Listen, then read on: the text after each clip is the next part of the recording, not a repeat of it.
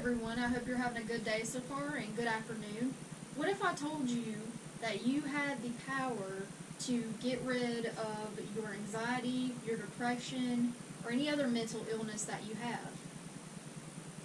You have that power because God gave it to you. He made our brains able to function through pretty much anything. And there's this concept, this ability that our brains have is called neuroplasticity. It's the ability of the brain to reorganize itself and reverse the actions even through traumatic times. It is the ability to reorganize itself functionally and physically through our behavior, our actions, and our emotions. And it helps us in traumatic events to get through them, to be able to push through. It helps us to be resilient. It helps us to keep going even when things get tough. I'm going to give you some steps in which you can do that. And steps that will help your brain to reverse itself and reorganize itself, even when you have a mental illness. It may not heal you and cure you all the way automatically, but it does help your mind to produce growth, and it helps it to restructure itself to where it lessens the anxiety or depression. Maybe not takes it all the way out or completely removes it from you, but it at least lessens it and makes the load lighter. So I'm going to give you some steps on how you can do that.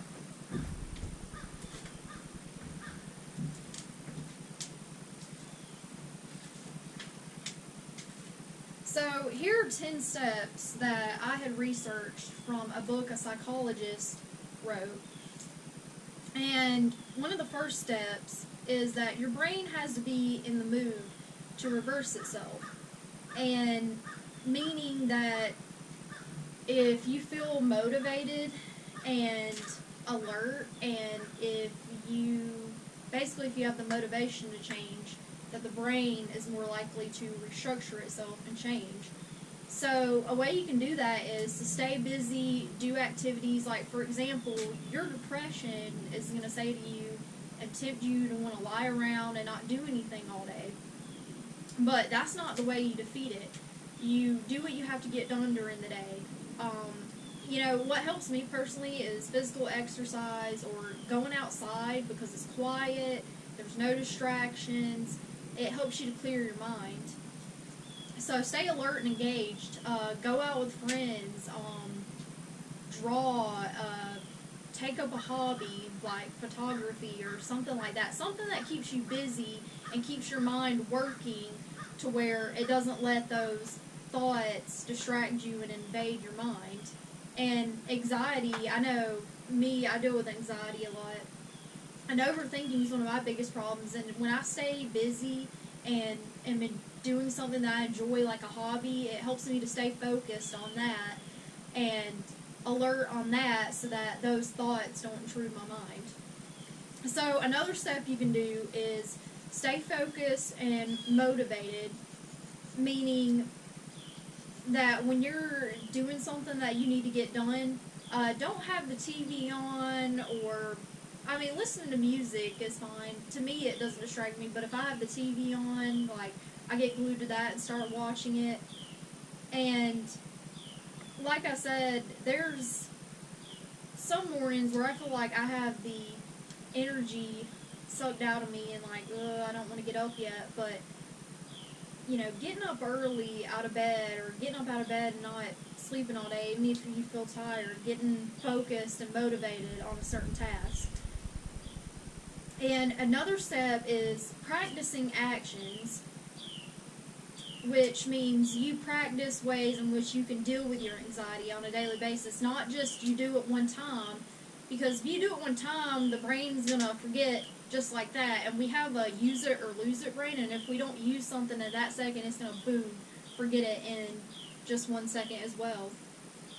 And so you need to keep practicing different methods to deal with anxiety or depression. Like you can do a journal, like you can journal, you know, what you did that day and how when bad thoughts came into your mind, or if you start overthinking, you journal it.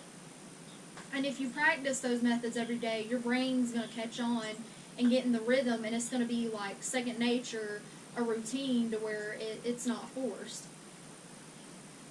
So, and when you do that, when you continually have a routine of methods and practice every day, your neurons have more of a connection together in your brain. So, learning driven changes. So, you do changes in your behavior every day. You practice those changes, and it helps you to learn in order to gain growth. And doing changes every day that help you to learn something new ways to combat your anxiety or depression or any other mental illness that you have. And honestly, in the brain, when you do that, it makes your brain more reliable, and the cells have more cooperation with each other in your brain. Okay, another way, number 5, you strengthen your connections between your teams of neurons. And like I said, you can do that in practicing methods every day. Now there's nothing wrong with counselors, and I'm a psychology major. I'm going to school actually to be a counselor. But just going one day a week and sitting there and listening to a person talk is not going to do much good if you don't do anything outside of that counseling session. If you don't actually go home and do things to help yourself get rid of your anxiety or depression. If you just go for that one counseling session a week or 1 or 2 counseling sessions a week and then don't do anything else to deal with it, it's not going to help. I mean, it's not going to do any good, and it's not going to help the process of neuroplasticity in your brain. So, and when you use methods that actually every day to practice combating your anxiety or depression or any other mental ailment that you have, it allows your brain to predict what happens next, what's to come, what it needs to do to help you to function, to get through with, because life is pretty unpredictable. We never know what's going to come next. So it helps the brain to deal with that type of thing, and it helps you to keep your thoughts and emotions more in line when times like that come. Now, initial changes are temporary, and your brain, when you actually don't just sit there and listen to someone talk, and you actually do activities like you journal, or, if you're an artist, if you draw pictures that help you to remember, okay, I shouldn't be thinking those thoughts, they're just lies, then that helps the brain to know whether the change should be permanent or not, to decide whether you should go back to your old behavior or whether you should change, whether it should change you as a person and your thoughts and your mindset. So make changes every day. Make a different change every day to better yourself, to heal yourself and your anxiety and depression. Even if it's small changes, but do something every day to deal with your anxiety. Don't keep doing the same thing over and over and over again. Because, the same thing, sometimes the same thing is not always going to work. So you're going to have variety and a change. Internal mental rehearsal. So that basically means that, like I've been discussing about taking actions every day to combat your anxiety and depression, you do that every day, and it allows rehearsal for your brain. Like you can do word speech exercises, like if you have anxiety, telling yourself it's okay, I'm going to be fine. Memorizing scripture helps me. So that internal rehearsal, and rehearsing that every day, saying it out loud every day. And your memory got in control. If you make adjustments and improvements every day in treating your anxiety or depression, that's going to help your memory to grow and be stronger and be able to have more of a capacity to hold more if you make adjustments and improvements. And hands-on learning, I'm one of those people who's a hands-on learner.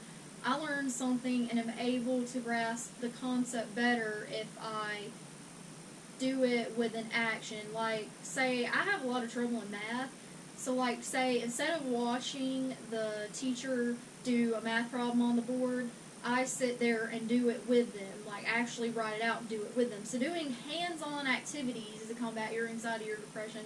Like I said, I work out, so that really helps take the stress off. I'm sure there's exercises you can find online that are even more specifically related to anxiety or depression. I know for anxiety, if you do the breathe in, breathe out exercise. And movement helps that internal rehearsal in your brain too. And it gives the brain the opportunity to stabilize and get rid of outward distractions. And now the bad thing about it is if you take actions that stunt your growth and your healing and your mental illness, it's going to weaken instead of strengthening the connection of neurons because they weren't used at the moment. So you want to make sure you use all types of learning and you do different various things, because if you don't use it at that moment, your brain's like, yeah, okay, and shuts it off and thinks that you don't need it, basically. That's how it operates. The most important thing is to have positive influences. So you need to be careful what you feed your mind, basically. Shows you watch, music you listen to, books you read, influences you have with other people, who you hang out with. Because believe it or not, the people you hang out with and the things you watch and listen to and let enter your mind and things that you entertain influence you way more than you think they are.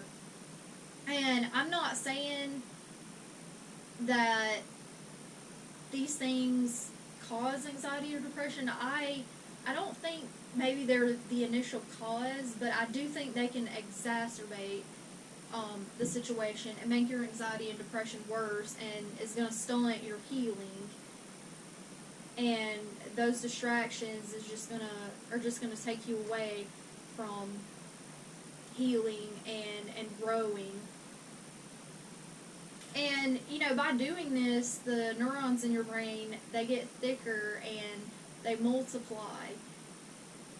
And we don't really think about it, but, you know, the more you work towards actually healing yourself with anxiety and depression, just instead of going and listening to a counselor talk, if you actually take action and do things about it, and, you know, get rid of the toxic and negative influences in your life, it actually physically, your brain restructures itself, and it will adapt to the new environment and the new influences that you feed your mind.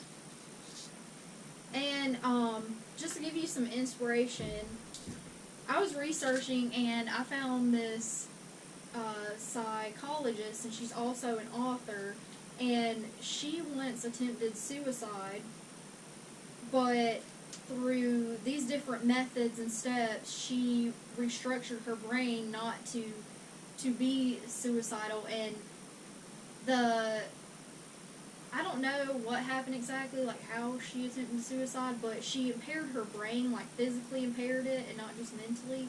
But she did these exercises and used these different methods to restructure her brain, and physically her brain restructured itself, and mentally she got rid of the anxiety and depression and overcame it.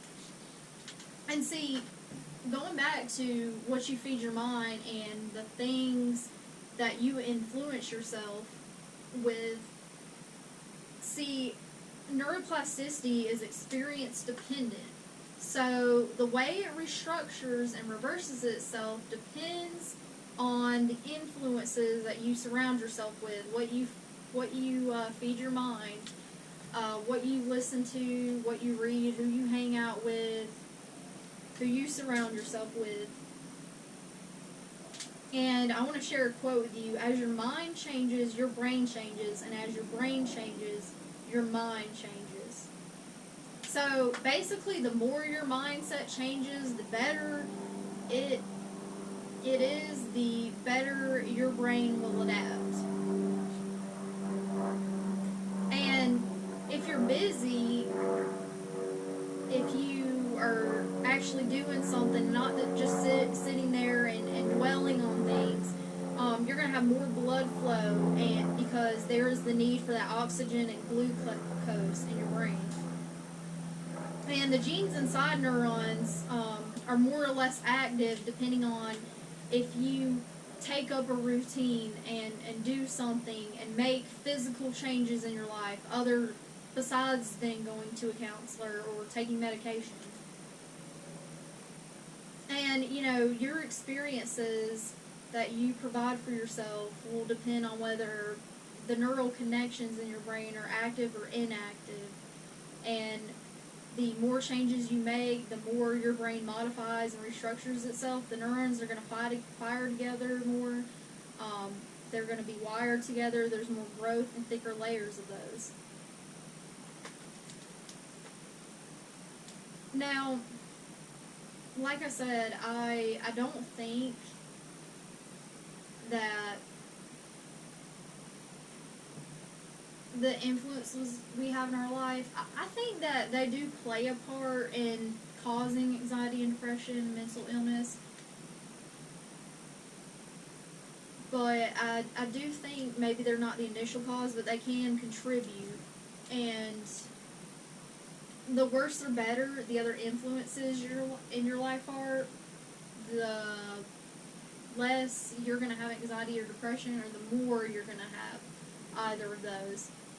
I mean, the influences, what you feed your mind, what you allow yourself to think about, is really the biggest determinant in neuroplasticity and how your brain's going to restructure, or whether or not it's going to restructure itself.